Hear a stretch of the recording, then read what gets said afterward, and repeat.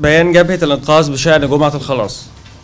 انطلاقا من إيماننا العميق بحرمة دماء المصريين وخطورة اللحظة الراهنة، ونظرا لما نراه في الشوارع من تصاعد العنف والعنف المضاد، مما شكل نواة لقد حجزت لك كركزة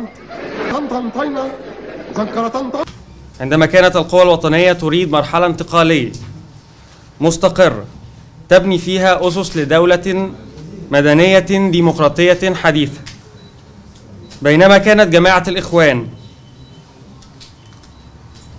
اصلحنا ما خدناهاش دي خالص. يا انجليزي عليا النعمه ما عدت في اي مقررات الكلمه المنيله دي. لا تفكر سوى في الهرولة نحو الانتخابات لتحصد أكبر عدد من المقاعد الانتخابية حتى تبدأ برنامجها في إحلال جماعة الإخوان.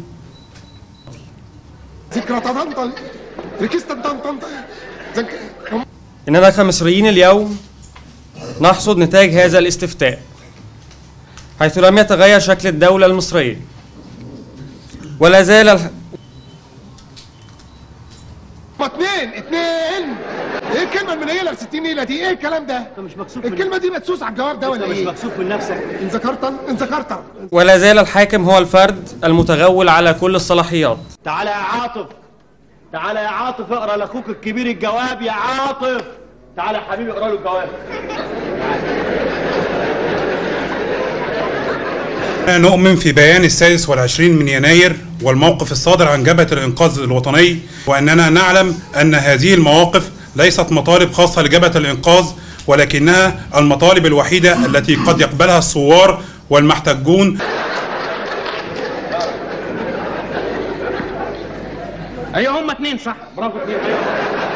وعليه قد قررنا نحن جبهة الإنقاذ الوطني الزحف نحو قصر الاتحادية والاحتشاد في كافة ميادين الجمهورية يوم الجمعة 1 فبراير، رافعين مطالبنا من أجل استكمال مطالبنا ثورتنا.